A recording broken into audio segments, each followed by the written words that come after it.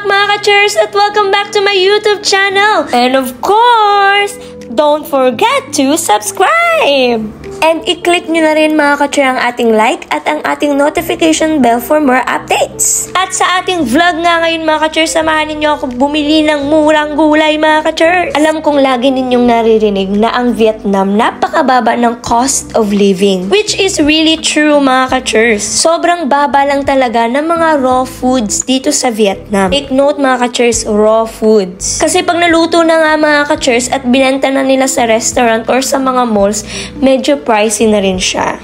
Pero mga ka-chers, mura pa rin yan kapag ka sa mga tabi-tabi ka lang bumibili. Yung mga maliliit na stores mga ka-chers, mura lang mga paninda dyan. At ito na nga mga ka-chers, nagbayad na ako ng aking pinamiling gulay. Gulat ang chur nyo mga ka-chers dahil 58,000 dong lang ang total ng pinamili ko. At syempre mga ka-chers, huwag natin kalimutang ipa-hi sa YouTube natin si Kuya. At ito na mga ka-chers, ang pinamili ko kanina sa halagang 58,000 dong or equivalent sa 120 pesos to 130 pesos mga ka-chers! Gaano nga ba karami ang mabibili mo sa halagang 130 pesos sa Pinas na gulay? At gaano nga ba mabibili mo 130 pesos sa Vietnam na gulay mga ka-chers? For only 58,000 dong na binayaran ko kanina, kitang-kita nyo naman mga ka-chers, eto na lahat ang nabili ko. So ano-ano nga ba yung laman nito mga ka-chers? Tanan! Ipakita ko na sa inyo. So unang-una syempre ang ating mahiwagang cauliflower. Malaki yan mga ka-chers ha? Pump ko yan, malaki pa nga sa pump ko diba? Kasama na yun sa set, 130 pesos. Sabihin natin, 130 na kaagad. Okay, kasama na yung ating cauliflower. Siyempre, kumuha na ako kanina ng ginger, mga ka-chers. Dahil paubos ng aking ginger, diba? Magkano to sa Pinas, jar? 15 pesos na ba ito? Mahal naman. At kumuha ako nito, mga ka-chers. Okay, ang ating mahiwagang, anong tawag na nga dito? Hala, ano na nga ito sa Tagalog? Basta gulay siya, mga ka-chers. Basta gulay! Gulay siya, mga ka-chers. Ayan. Sunod natin ay, gulay. Ito mga ka-chers, free lang ito ka. Hindi ako bumibili nito kasi hindi ko nga siya alam paano. Alam ko lang siya kailangan siyang dilaw, pero hindi ko talaga alam kung hindi. Inahalos sa pa, mga ka-chers, mabango siya at masarap din siya. Pero ito free. Ano, bumili ka ng gulay, lagi sila mga free na ganyan.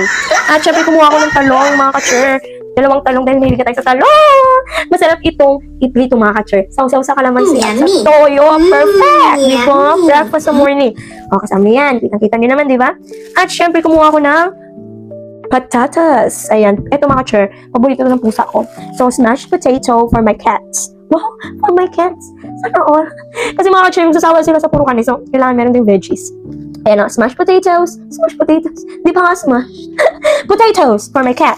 And kumuha ko ng dalawang onion mga ka-chers. May mga onions pa ako. Kumuha ko dalawa para pang spaghetti. Kasi may order ako ulit tomorrow. And, syempre, kumuha ko ng some baby calabasa, small calabasa mga ka-chers. Maliit nga lang mga ka-chers dahil mag-isa lang ako. Ang hirap kasi bumili ng maraming gulay mga ka-chers. Mag-isa lang naman ako, di ba? Eh, kung may kasama na ako.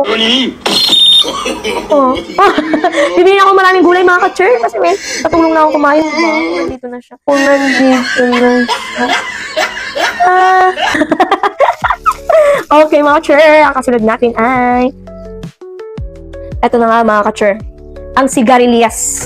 Bahay kubo talaga ito mga ka-chers. Sigarilyas, wala ka lang mali mga ka-chers. Kasi malaking bili ng mali, hindi naman fresh na yun. Hindi siya veggies.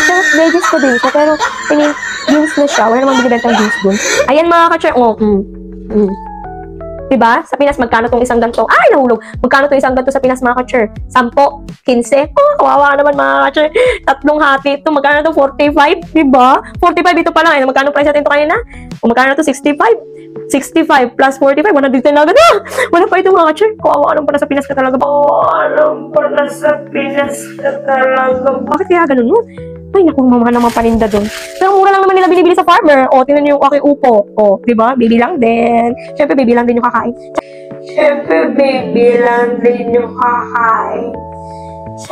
Hindi baby yung kumakain. Maliit lang kumakain. Mag-isa na ako yun. That's what I meant.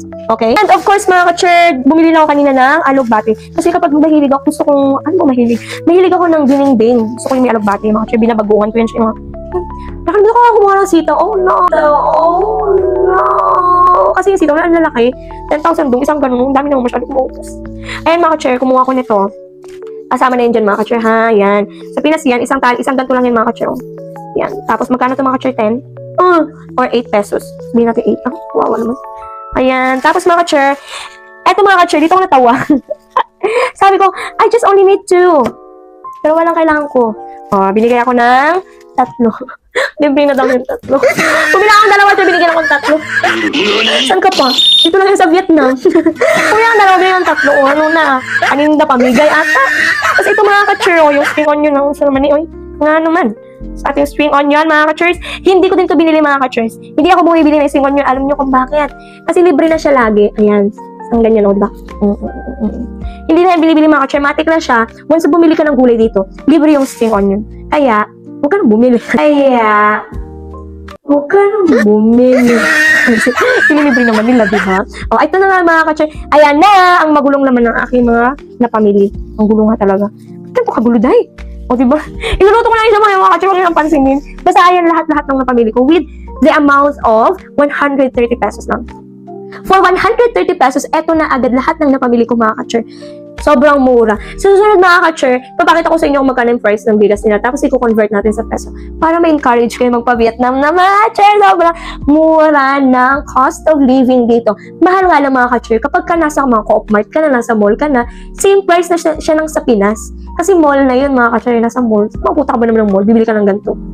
Mahal na ito, mga ka-chur. Same na siya ng price ng mga Robinson dyan sa Pinas.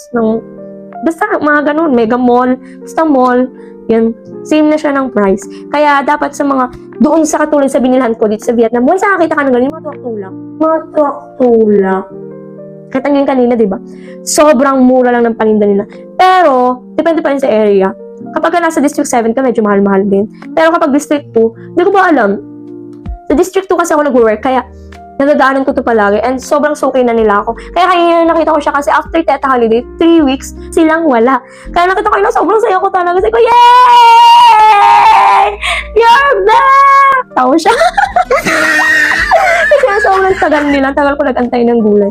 Bumibili naman ako sa market kasi medyo mahal na nga. Iba talaga yung parang direct siya sa farm. Ganun, sobrang fresh na fresh pa yung makachong.